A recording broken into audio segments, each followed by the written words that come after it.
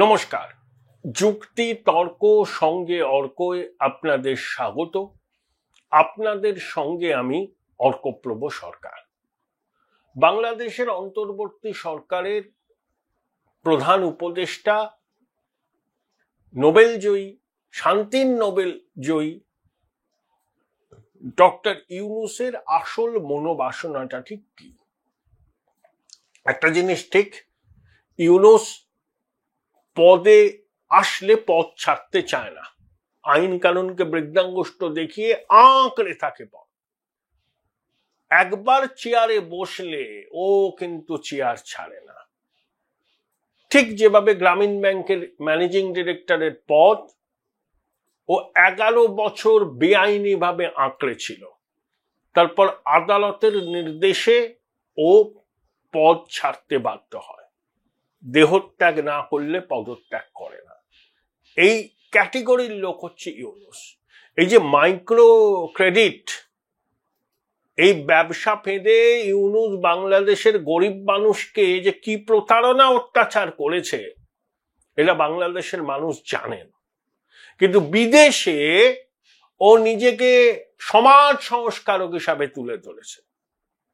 বাংলাদেশের গরিব মানুষের কষ্টার্জিত অর্থ ঋণের ফাঁদে জড়িয়ে লুট করে, বাইরে পাচার করে বিভিন্ন জায়গায় বিনিয়োগ করেছে, অর্থের বিনিময়ে পুরস্কার কিনেছে। সীমাহীন লোভ, জীবগুলো লক লক লক লক করছে।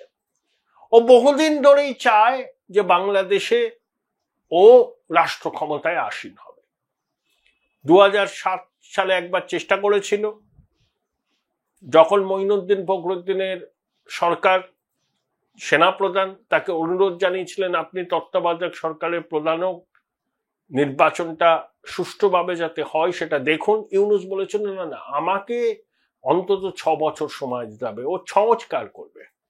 কিন্তু সেটা রাজি হয়নি সেনাবাহিনী। তারপর ইউনূস এরা দলফল গঠন করার চেষ্টা করেছিল, রড়ে ভঙ্গ দেয়, বলে আমি আমার নিজের জগতে ফিরে যাচ্ছি। নিজের জগৎটা কি জানেন? বাটপাড়ির জগৎ। কিভাবে গরিব মানুষকে শোষণ করব, মাইক্রো ফিন্যান্স, মাইক্রো ক্রেডিটের নামে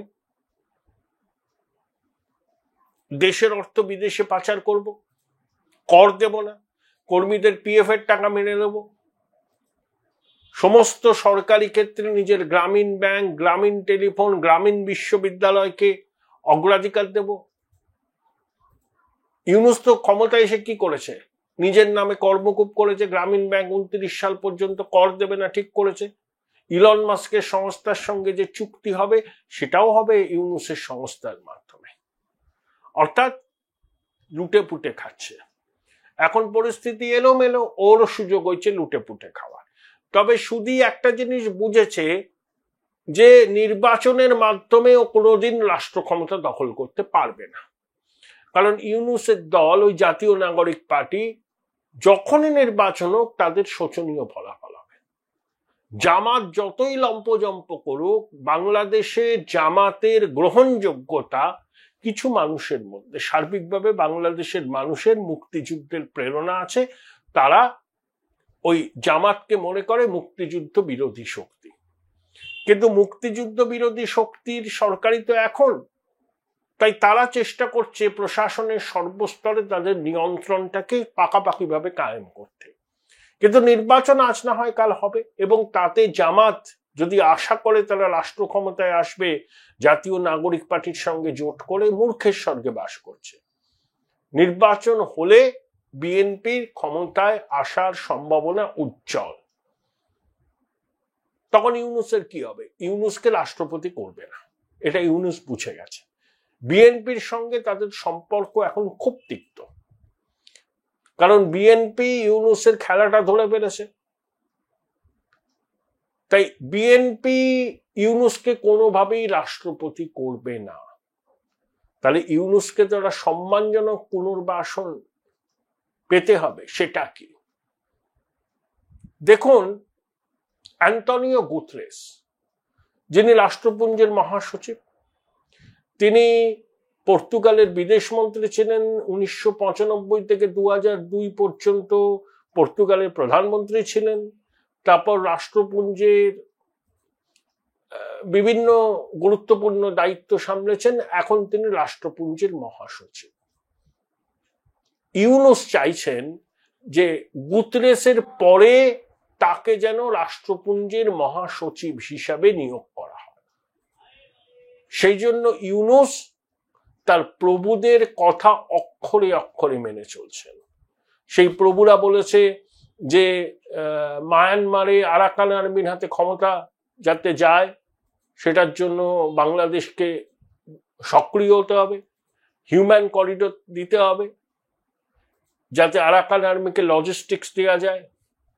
আবার ইউনূস চীনের সঙ্গে ঘনিষ্ঠতা রাখতে চায়, জুন্টা সরকারের সমর্থন করছে চীন। আবার আমেরিকা চায় আরাকান আর্মি মায়ানমারের ক্ষমতা নিক, তাতে তাদের উপস্থিতি জোরদার হবে। ইউনূস দুদিকে খেলছে, কিন্তু ও যেহেতু পশ্চিম দুনিয়ায় থেকেছে, লেখাপড়া করেছে, নিজের একটা ইমেজ তৈরি করেছে, পুরস্কার পেয়েছে। কিভাবে পেয়েছে পুরস্কার আমরা জানি। তাই ইউনূসের অগ্রাধিকার হচ্ছে এখন ওই চট্টগ্রাম বন্দরকে বেসরকারি সংস্থার হাতে লিজ দেওয়া, আর তুলেই দেবে, কালে বেচে দেয়, আর বাংলাদেশের মাটিকে ওই আরাকান আর্মির জন্য হিউম্যান করিডোর করে তোলা। এবং যারা এটার বিরোধিতা করবে তাদেরকে ইউনূস জাতির শত্রু হিসাবে বিবেচিত করেছে। যে ঈদের আগে যে ও ভাষণ দিল তাতে কি বলল, যারা ওই বন্দর বিদেশিদের হাতে তুলে দেওয়ার বিরোধিতা করবে তাদেরকে প্রতিহত করুন, সেনাবাহিনী করছে, বিএনপি করছে, অর্থাৎ ও দেশকে যুদ্ধ পরিস্থিতির মধ্যে লাগিয়ে দিচ্ছে। যে কোনো মূল্যে চট্টগ্রাম বন্দর ওকে তুলে দিতেই হবে ওই কোম্পানির হাতে। ওর ব্যক্তিগত ইন্টারেস্ট আছে, ওর প্রভুরা ওকে অ্যাসাইনমেন্টটা দিয়েছে, সেটাকে সুচারুভাবে সম্পাদন করতে হবে, এটা ওর দায়িত্ব। না পারলে ওর নাম্বার কমে যাবে। আর এটা যদি ও সুচারুভাবে সম্পাদন করে এবং বাংলাদেশের মাটিকে যদি ওই রাখাইন প্রদেশের জন্য হিউম্যান করিডোর হিসাবে ব্যবহার করতে Join Indian Institute of Hotel Management now.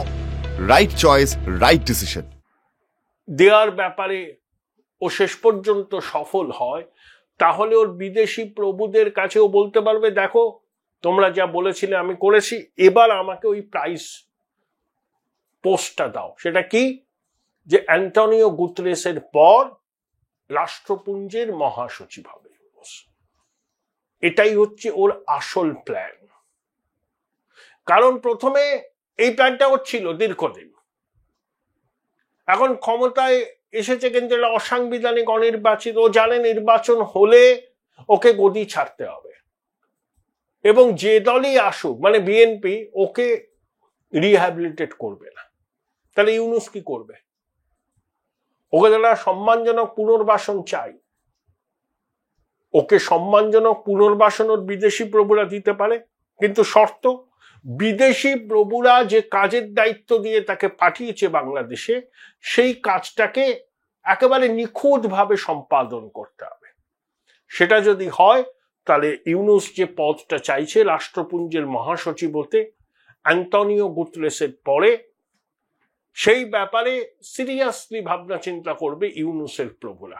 আপনারা জানেনই যে রাষ্ট্রপুঞ্জের মহাসচিব যিনি হন, তাকে কিছু বড় শক্তি ব্যাক করে, পশ্চিমের শক্তি ব্যাক করে, এবং ইউনূস পশ্চিমের কিছু দেশের কাছে, সেই দেশের রাজনীতিবিদদের একটা অংশের কাছে জনপ্রিয়, এবং তারা যথেষ্ট প্রভাবশালী। তারা যে প্রভাবশালী নয় তা তো নয়, তাদের অ্যাসাইনমেন্টই ইউনূস এসছে এখানে, এবং তাদের ইচ্ছাকে রূপায়িত করতে চাইছে যে কোনো মূল্যে। ওতে বাংলাদেশের কি হলো ইউনূসের কিছু এসে যায় না। ও তো বাংলাদেশের নাগরিক নামে, যে প্রথমবার ঢাকার শহীদ মিনার দেখেছে, সাভারের স্মৃতিসৌধ দেখেছে, সে বাংলাদেশ সম্পর্কে কি জানে? চিরকাল বাইরে ছিল, বাংলাদেশেও ব্যবসা করেছে, বাংলাদেশের গরিব মানুষকে মাইক্রো ফিন্যান্সের নামে শোষণ করে টাকা পাচার করেছে বিদেশে, এবং বিভিন্ন ফাউন্ডেশনকে দিয়ে নাম কিনেছে, ইনফ্লুয়েন্সার হয়েছে, দ্যাটস অল। এবং পুরস্কারও কিভাবে পেয়েছে আপনারা সবাই জানেন। এখন ওর ইচ্ছা রাষ্ট্রপুঞ্জের মহাসচিব হওয়া। তার জন্য যত দূর যেতে হয় ও কিন্তু যাবে। তাদের বাংলাদেশের 18 কোটি মানুষের স্বার্থকে যদি জলাঞ্জলি দিতে হয় ও তাও দেবে। অত্যন্ত ক্ষমতালোভী, স্বার্থপর এই বৃদ্ধ নিজের টুকু ছাড়া কিন্তু কিচ্ছু বোঝে না। তাই এই বয়সে এসে নিজের এই ইচ্ছাটাকে পূরণ করবার জন্য যত দূর যেতে হয় তত দূর যাবে আন্তর্জাতিক খ্যাতি সম্পন্ন এই বাটপার। মিলিয়ে নেবেন আমার ভবিষ্যৎবাণী।